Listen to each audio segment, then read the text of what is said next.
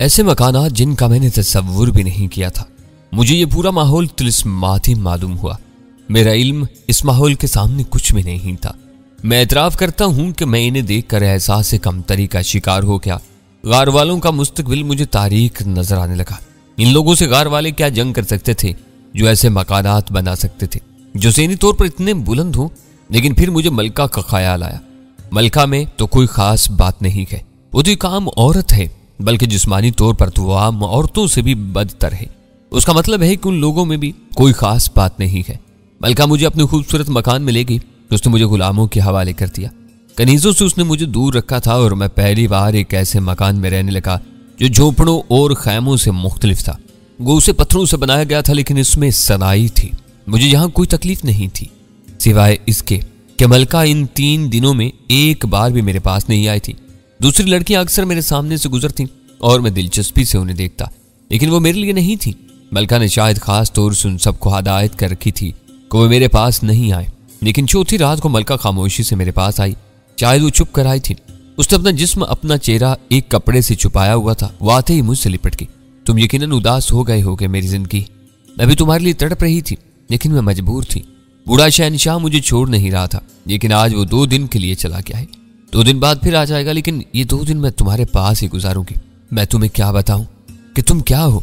मेरा बस चलता तो तुम्हें ही आरसाना का शहनशाह बना देती। उसकी बातें मेरी समझ में आ रही थी, लेकिन मैं खामोश था। वैसे इससे मुअम्मर मलका से मेरा दिल उकता गया था। मैं कुछ और चाहता था। मलका ने दर हकीकत 2 दिन तक मुझे ना छोड़ा, लेकिन तीसरे दिन वो गायब हो गई और फिर कई दिन तक नहीं आई। मेरी रातें तकलीफ में गुजर रही थी और अब मैं इस जमूद को बर्दाश्त नहीं कर सकता था। चुनांचे उस रात को मैंने खामोशी से निकल जाने का प्रोग्राम बना लिया। मैं निकलना चाहता तो मुझे कौन रोक सकता था। मैंने फैसला कर लिया था कि आधी रात को मैं निकल जाऊंगा। लेकिन उस वक्त रात का 1 पहर गुजरा था कि मेरे कयामगाह पर दस्तक हुई। मैं चूंकि जाग रहा था इसलिए चौंक पड़ा। दरवाजे से अंदर दाखिल होने वाली मलका थी। उसने वही लिबास ओढ़ा हुआ था। अंदर आती उसने लिबास फेंक दिया और मुझसे लिपट गई। मेरा दिल उसे कबूल नहीं कर रहा था, लेकिन मसलहत भी कोई चीज होती है। मैंने मलका से मोहब्बत का इजहार किया, हालांकि मुझे कोफ्त हुई थी कि मेरा यहाँ से निकलने का प्रोग्राम अधूरा रह गया था। मलका बहुत दिन से मुझसे जुदा थी। वो इंतहाई बेसब्र हो रही थी। वो इन तमाम दिनों की कीमत चंद लम्हात में वसूल कर लेना चाहती थी। लेकिन अभी मैं मलका के पास बैठा ही था कि अचानक मेरी कयामगाह का दरवाजा खुला और बहुत से लोग अंदर घुस आए। उनमें सबसे आगे एक लंबी गर्दन वाला बूढ़ा था, जिसके चेहरे से मक्कारी आया थी। बूढ़े की आंखें गज़ो गज़ब में डूबी हुई थी। वो अच्छी निगाहों से मलका को घूर रहा था और मलका मेरे बिस्तर पर पड़ी हुई कांप रही थी।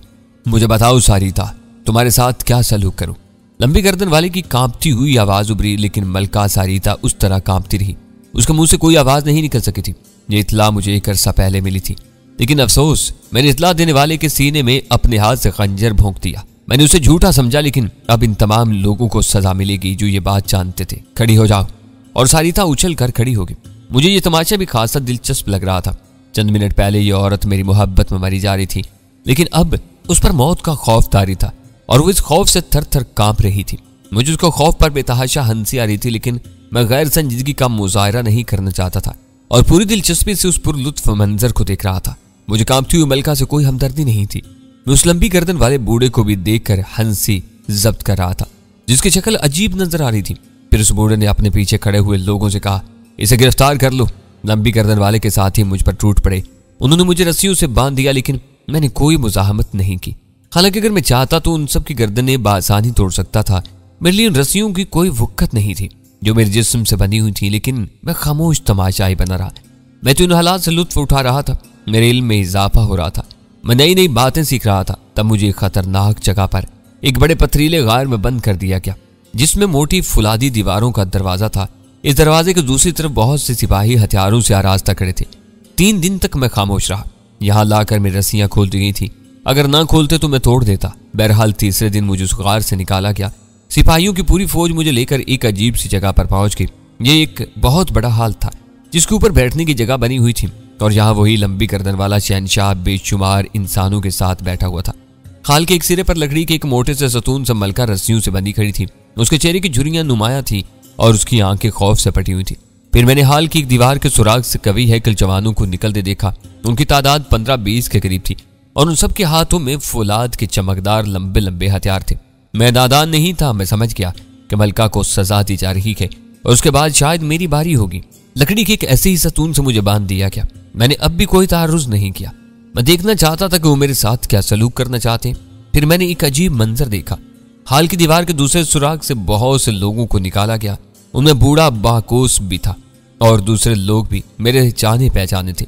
ये वो लोग थे जो इस वक्त मलका के साथ थे जब मैंने उसे देखा था। ओह, ये भी अताब ज़दा है, शायद इसलिए कि इन्होंने मेरे बारे में शहंशाह को नहीं बताया था। बहरहाल ये सब कुछ मेरे लिए बहुत दिलचस्प था। मेरे ज़हन की तमाम गर्द धुल गई थी और मैं बड़ा लुत्फ हासिल कर रहा था। मैं सोच रहा था कि दरहकीकत मैंने यहाँ आकर बहुत अच्छा किया है, वरना यह सब कुछ देखने को ना मिलता। पहले सिपाहियों को हाल में छोड़ दिया गया और फिर उनके सामने हथियार डाल दिए गए, लेकिन वो रो रहे थे, गिड़गिड़ा रहे थे, सजदे कर रहे थे, मुआफिया मांग रहे थे। तब शहंशाह खड़ा हो गया और उसने चीख कर कहा, हथियार उठाओ बुज़दिल गद्दारो, तुमने मेरे साथ गद्दारी की है, तुमने इस रोस्याह औरत के करतूतों की पर्दापोशी की है।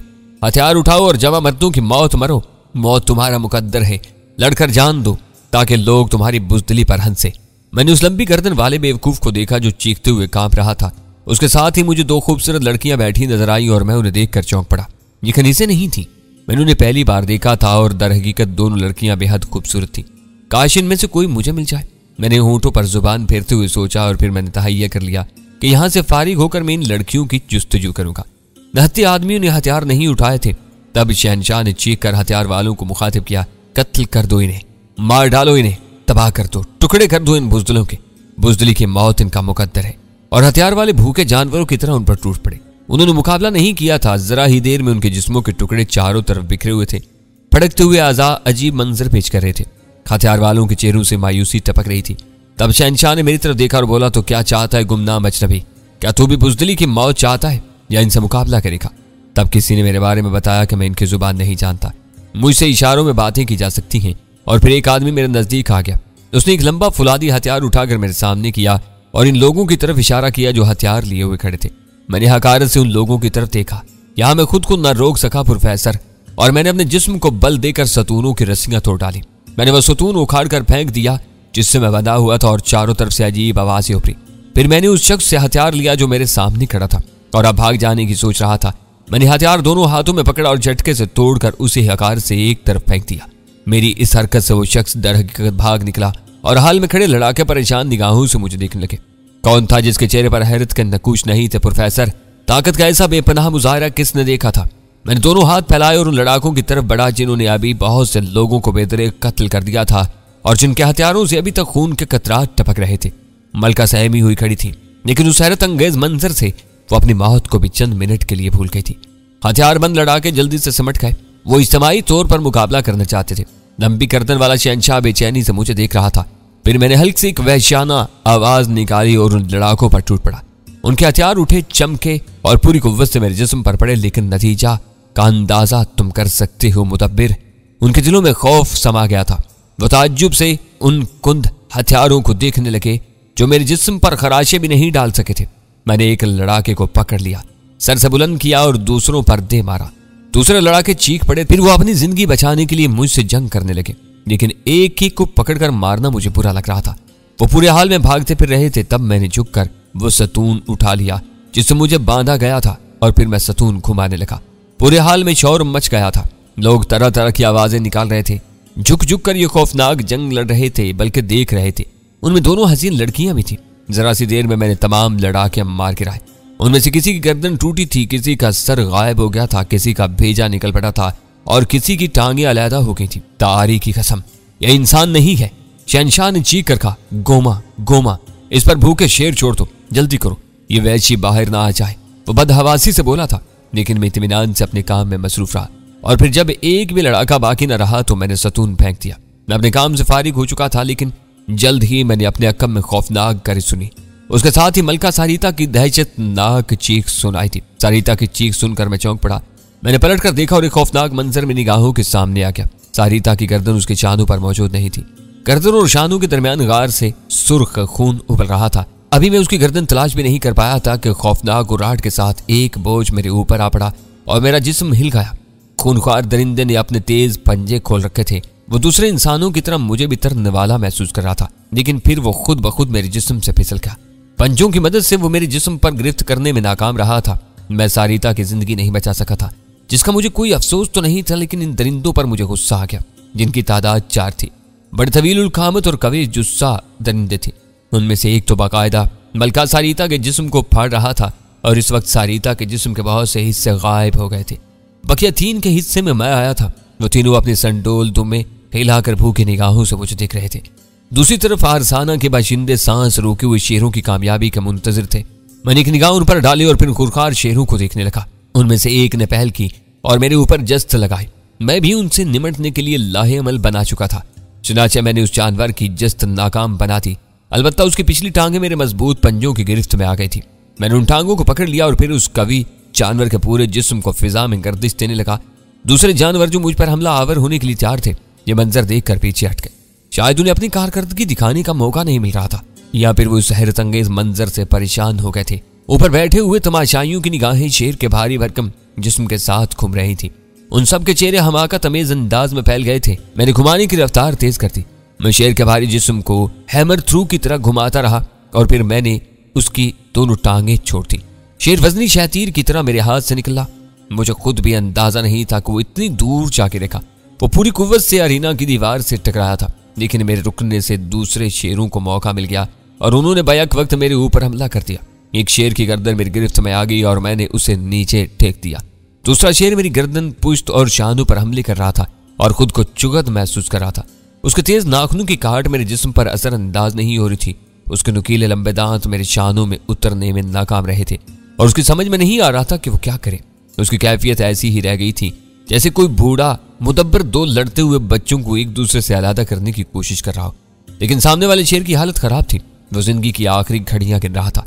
उसकी गर्दन पर मेरी गिरफ्त सख्त होती जा रही थी और उसकी खूनखार आंखें बेबसी के अंदाज में फटी हुई थी। बिलाकर उसकी जुबान बाहर निकल पड़ी। तब मैंने अपने आप से अटकेलियां करने वाले शेर की तरफ देखा, लेकिन उस जवाब मर्द ने अब भी हार नहीं मानी थी और मुसलसल कोशिशों में मसरूफ था। तब मैंने उसे भी जिंदगी की कैद से निजात दिलाने का फैसला किया और थोड़ी देर के बाद वो भी अपने साथी के बराबर महवे इस्तराहत हो गया। तीसरा जिंदा शेर अब सारिता की पिंडली की हड्डी चबा रहा था। मैंने उसके चेहरे की तरफ देखा, लेकिन उसके अंदाज में मसाहलियत थी। उसकी आंखों से ऐसा लग रहा था जैसे कह रहा हो, खा पी लेने दो भाई, बहुत दिन के बाद ग़िज़ा मुयस्सर आई है। चुनाचे मैंने उसे मुआफ कर दिया और फिर मैंने मुंह फाड़े महवे हैरत बैठे लोगों की तरफ देखा तो मुझे हंसी आ गई और फिर मैंने मजीद दिलचस्पी के घर से एक चौड़ा खांडा उठाया और अरीना के ऊपर जाने वाली सीढ़ी की तरफ बढ़ा। वैसे ज़्यादा तमाशाइयों में भगदड़ मच गई। सबसे पहले लंबी गर्दन वाला शहनशाह उठकर भागा था और उसके पीछे उसका वफादार साथी, लेकिन बूढ़ा शहनशाह अपने नौजवान साथियों की तरह तेज रफ्तार तो नहीं दौड़ सकता था। ताहम दौड़ रहा था और उस खतरनाक हंगामे में सबसे पीछे रह जाने वाली वही दोनों लड़कियां थीं जिन्हें मैंने शहनशाह के साथ बैठे हुए देखा था। वो बेचारियां कई बार गिरी थीं, कई बार उठी थीं, लेकिन जान के खौफ से भागने वालों ने उनके हुस्न और नज़ाकत को नजरअंदाज कर दिया था। भागने वाले दूर पहुंच चुके थे, मुझे उनका ताक़ुब करने की जरूरत नहीं थी। चुनाचे मैं उन लड़कियों के करीब पहुंच गया। दोनों लड़कियां सहम कर एक दूसरे से चिमट गई। मुझे देखकर उनकी शक्लें बिगड़ गई थी। मुझे सहमा वो हुस्न बेहद पसंद आया। मैंने खाना एक तरफ फेंक दिया और उन्हें देखकर मुस्कुराने लगा। मेरी मुस्कुराहट से उनकी कुछ हिम्मत बंधी और मैं उनके बिल्कुल करीब पहुंच गया। खौफज़दा होने की जरूरत नहीं लड़कियों, मैंने उनसे कहा और वो उछल पड़ी। उनके लिए मेरा बोलना भी हैरत अंगेज था, क्योंकि अब तक मैंने उनकी जुबान से लाइल्मी जाहिर की थी। मैंने सिर्फ उन लोगों को कत्ल किया है जो मुझे कत्ल करना चाहते थे। इसके अलावा मैंने किसी को नुकसान नहीं पहुंचाया। फिर तुम मुझसे खौफज़दा क्यों हो? दोनों कुछ नहीं बोली। उनकी आंखें हैरत से फैली हुई थी। इसके बावजूद कि तुम्हारे शहर में मेरे साथ अच्छा सलूक नहीं किया गया, मैं तुमसे दोस्ती का ख्वाहिशमंद हूँ। तुम्हारी मलका ने मुझे जबरदस्ती अपने जाल में फांस लिया था। मैं खुद उसकी तरफ रागिब नहीं हुआ था। हो सके तो अपने शहनशाह को मेरी दोस्ती का पैगाम पहुंचा दो। मैं अपने साथ होने वाले सलूक को नजरअंदाज कर दूंगा और अगर मुझे दोस्ती ना मिली तो इसे बता दो कि मेरी दुश्मनी किस कदर खतरनाक होगी। तुम कौन हो? आसमान का बाशिंदा, कायनात में भटकता हुआ तुम्हारे दरमियान आ गया हूँ, लेकिन मैं मानूं कि साथ तुम्हारा सलूक अच्छा नहीं है। लड़कियां मेरी गुफ्तगू से मुतासर नजर आने लगी। उनका खौफ दूर होता जा रहा था। फिर उनमें से एक बोली, शहनशाह ने अगर तुम्हें पनाह ना दी तो खुद उसके लिए नुकसानदेह होगा। वो तुम्हें जेर करने में नाकाम रहे हैं। तुम अजीम कुव्वतों के मालिक हो, आओ हमारे साथ। अगर तुम दोस्ती के पैगंबर हो तो शहनशाह को तुम्हारी दोस्ती कबूल कर लेना चाहिए। शुक्रिया, चलो, मैंने कहा और फिर मैं दोनों लड़कियों के दरमियान चल पड़ा। इंसानों का दूर दूर तक पता नहीं था। हम एर्निया की अजीम उशान इमारत के अजीम उशान दरवाजे से बाहर निकल आए और फिर एक चौड़ी सड़क पर पैदल चलने लगे। अफसोस, भागने वाले सवारियां भी ले गए थे। हमें पैदल ही महल तक जाना पड़ेगा। महल ज्यादा दूर नहीं है। मैंने दूर से महल की इमारत को देखते हुए कहा। लड़कियों ने मेरी बात का कोई जवाब नहीं दिया था। वैसे वो बार बार चोर निगाहों से मुझे देखने लगती थी। सड़कें वीरान पड़ी थी। लोगों ने अपने घरों में पनाह ले ली थी। सड़क पर इक्का दुक्का चलने वाले भी दूर से हमें देखकर छुप जाते, उनके चेहरे खौफ से सफेद हो जाते। मेरी हैरत अंगेज कुव्वत की दास्तानें अरसाने के हर गली कोचे में फैल गई थी। मैं ये दिलचस्प मनाजिर देखकर मुस्कुरा रहा था और लड़कियों के कुर्ब से खुश भी था। रास्ते में मैंने एक लड़की से पूछा, तुम्हारा नाम क्या है? खाइसा, उसने जवाब दिया। और तुम्हारा? मैंने दूसरी लड़की से पूछा। आकाशा, दूसरी लड़की ने जवाब दिया। तुम दोनों बेहद खूबसूरत हो, मैंने कहा और उनके चेहरों पर शर्म की सुर्खी फैल गई। शहंशाह से तुम्हारा क्या रिश्ता है? मैंने तुम्हें उसके पास बैठे देखा था। वो हमारा बाप है। ओह, तो तुम सारिता की लड़कियां हो? नहीं, हम शहंशाह की दूसरी बीवियों की औलादें हैं। शहंशाह की बहुत सी बीवियां हैं, लेकिन उनकी औलाद में हम दोनों ही हैं। हमारी माएँ भी अलग अलग हैं। बड़ा बुज़दिल है तुम्हारा बाप, अपनी औलाद को छोड़कर फरार हो गया, मैंने कहा और दोनों लड़कियों के चेहरे शर्म से लटक गए। लेकिन इसी वक्त मैं चौंक पड़ा। सामने ही अहनपोश सिपाहियों का एक बहुत बड़ा हजूम रास्ता रोके खड़ा था।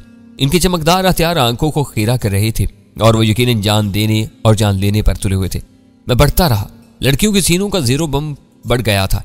उन्होंने एक दूसरे की तरफ देखा और फिर दोनों ही तेजी से आगे बढ़ गई।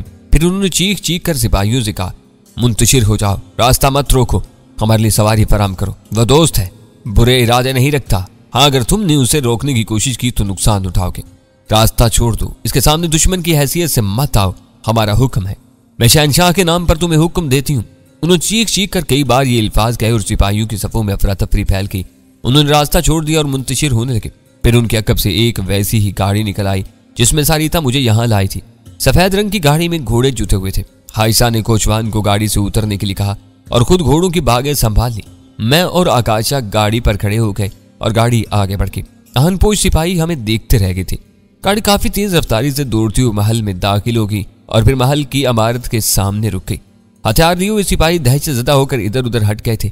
मैं सीना ताने हुए महल में दाखिल हुआ। दोनों लड़कियां अब खलूस दिल से मेरी मेजबानी के फराइज अंजाम दे रही थी। वैसे पूरे महल में सनसनी फैली हुई थी। लोग खौफजदा निगाहों से हमें देख रहे थे। यहाँ तक कि लड़कियां मुझे लिए हुए एक खूबसूरत कमरे के दरवाजे पर पहुंच गईं। उन्होंने दरवाजा खोला और अंदर दाखिल होगी। आओ, हमें तुम्हारा नाम मालूम नहीं है, आकाशा ने कहा। नाम? मेरा कोई नाम नहीं है, जिसका जो दिल चाहता है कह लेता है, मैंने जवाब दिया और उलझे हुए अंदाज में एक दूसरे की शक्ल देखने लगी। अगर तुम इजाजत हो और इसी कमरे में रहने का वादा करो तो हम शहंशाह से तुम्हारे बारे में बात करें। हम शहंशाह को तुम्हारी दोस्ती का एहसास दिलाएंगे। मैं इस वक्त तक दोस्त हूँ, जब तक तुम लोग मेरे साथ ज्यादती ना करो। ज्यादती के जवाब में मैं भी जवाब दूंगा। तुम्हें कोई कुछ नहीं कहेगा, इत्मीनान रखो, आकाशा ने कहा और वो दोनों बाहर निकल गई। उनके चले जाने के बाद मैंने कमरे के माहौल को देखा। बड़ा खूबसूरत कमरा था। घरों में रहने वाली इस हसीन जगह का तसव्वुर भी नहीं कर सकते थे। बेशक ये लोग तरक्की की राह पर गामजन थे। मुझे इन ज़हीन लोगों की मदद करनी चाहिए थी जिन्होंने जिंदगी को इस कदर हसीन बना दिया था। लेकिन ये जालिम थे। ये पहाड़ों से जिंदगी का हक छीन कर इन्हें अपना महकूम बनाने के ख्वाहिशमंद थे। हालांकि वो भी इन जैसे इंसान ही थे। ये बात दुरुस्त नहीं थी। ये खुद को अफजल क्यों समझते थे? ये गारों और पहाड़ों वालों को भी खुद में शामिल करके तरक्की के मनाजिल क्यों नहीं तय करते थे?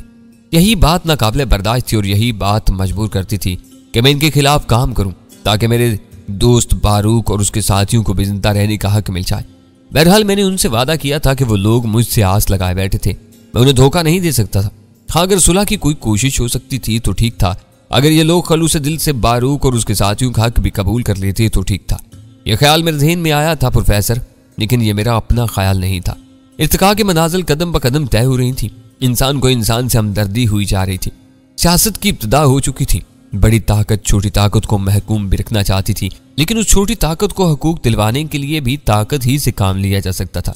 इंसान वही सब कुछ सोच रहा था जो उसे सोचना चाहिए था। जहन के अंदर दरीचे खुल रहे थे, नए नए ख्याल आ रहे थे और उन्हें अमली जामा पहनाने की कुव्वत भी परवान चढ़ती जा रही थी। मैं उस कमरे के आराम ज़दा फर्श पर दराज हो गया। यहाँ सुकून ही सुकून था। मुझे ये दुनिया बहुत पसंद आई थी। मैं अकल मंद लोगों की अकल और दानिश को दिल ही दिल में सरा रहा था, लेकिन इनकी तरफ से मेरे दिल में कदूरत भी थी। और बाद में जाहिर हो गया प्रोफेसर के वो लोग ज़हीन जरूर थे, लेकिन उनकी जहानत ने उनके ज़हनों को गरूर से प्रागंदा कर दिया था। वो खुद को दूसरों से बरतर समझकर जिंदगी गुजारना चाहते थे और ये फितरत मेरे या किसी और को बदलने से नहीं बदल सकती थी। ये फितरत आज तक नहीं बदल सकी है प्रोफेसर। इस वक्त भी नहीं बदली थी जब मैं आखिरी बार सोया था। क्या अब इंसान में कुछ तब्दीलियां हुई हैं? उसने सवाल किया। और अरसाना के तिलिस्मी माहौल से निकलने में प्रोफेसर और उन लड़कियों को काफी दिक्कत पेश आई। उसने कई बार उनसे अपना सवाल दोहराया तो वो चौंके। क्या कहा तुमने? प्रोफेसर ने सवाल किया। ओह, शायद तुम अरसाना में थे, उसने मुस्कुराते हुए कहा। हाँ, मैं उस कमरे में तुम्हें फर्श पर दराज देख रहा था। मैं इस दुनिया में खोया हुआ था जिसमें तुम मौजूद थे। मैंने सवाल किया तो प्रोफेसर के क्या इस दौर के इंसान के जहन में बढ़तरी के ख्याल ने घर नहीं किया? क्या इंसानी इकदार बदली है? हरगिज नहीं, बल्कि ये जज्बा और शदीद हो गया है। रंग, नस्ल, आबो हवा के बल पर इंसान एक दूसरे को हकीर समझते हैं। आज भी एहसास बर्तरी का दौर दोहरा है। ये चीज भी इंसान की फितरत में इब्तिदा से है। उसने कायनात के एक एक जर्रे पर काबू पा लिया है। वो नई नई इजादात करता है, अक्ल दानिश की बुलंदियों पर परवाज कर रहा है, लेकिन खुद वो क्या है वो आज तक नहीं जान सका। ये राज फितरत है जिसे हल करने की कोशिश के बावजूद इंसान इससे नावाकिफ है। अगर वो खुद को पहचान ले तो इस कायनात में अजीम तब्दीलियां वाक़ई हो जाए। बहरहाल मुझे काफी देर गुजर गई, तब मैंने उस दरवाजे के बाहर कदमों की चाप सुनी। पहले आकाशा और फिर दूसरी लड़की अंदर दाखिल हुई। बुज़दिल शहंशाह ने खुद अंदर दाखिल होने की जुर्रत नहीं की थी, लेकिन जब लड़कियों ने उसे अंदर आने की दावत दी तो पहले 2 जगादरी बूढ़े, उसके पीछे 4 मुसल्ला जवान और फिर शहंशाह अंदर आ गया। वो सब खौफजदा थे और इसी अंदाज में अंदर आए थे कि अगर भागने की जरूरत पेश आए तो सबसे पहले वही निकल सके। मैं फर्श पर बैठ गया और वो एक कतार में खड़े हो गए। तब आकाशा ने कहा, मैंने शहंशाह को बताया है कि इसकी कोशिशों के बावजूद तुम खुद को इसका दोस्त साबित कर सकते हो। क्या मैंने गलत कहा है? नहीं, ये दुरुस्त है शहंशाह, मैंने कहा और तमाम लोग उछल पड़े। तुम हमारी जुबान बोल सकते हो, मगर इससे कबल तो तुम हमारी बात भी नहीं समझ सकते थे। शहंशाह ने कहा, यह इन पुरस्कार कुव्वतों के राज हैं शहंशाह, जिन्होंने मुझे तुम में भेजा है। हाँ, इस वक्त तक मैं नहीं बोल सकता था, तुम्हारी बात सिर्फ इशारों में मेरी समझ में आती थी, लेकिन फिर इन कुव्वतों ने मुझे बोलने की कुव्वत थी, तुम्हारी जुबान समझने की कुव्वत थी और मैं तुम में से बात करने लगा। तुम कौन सी कुव्वतों की बात करते हो? शहंशाह ने कहा, मैं नहीं जानता। तुम उन कुव्वतों को किस नाम से पुकारते हो? कोई उन्हें रोशनी कहता है तो कोई तारीकी, कोई उन्हें गरज का नाम देता है तो कोई चमक का। मैं उन्हीं आसमानी कुव्वतों की बात करता हूँ जिनकी पूजा की जाती है। तारीकी की कसम, ये तो देवताओं की तरह बात करता है। क्या ये दर हकीकत आसमान से उतरा हुआ कोई देवता है? क्या ये आसमान का बेटा है? शहंशाह के साथ आने वाले एक बूढ़े ने खौफजदा लहजा में कहा और शहंशाह चौंक कर उसे देखने लगा। हाँ, ये आसमान का बेटा है, वरना जमीन पर कौन सी ऐसी नस्ल मौजूद है जो बैक वक्त 3 शेरों को हलाक करते, जिसके सामने दर्जनों हथियार बंद लड़ा के बेअसर हों? यह आसमान का बेटा है, यह आसमान का बेटा है।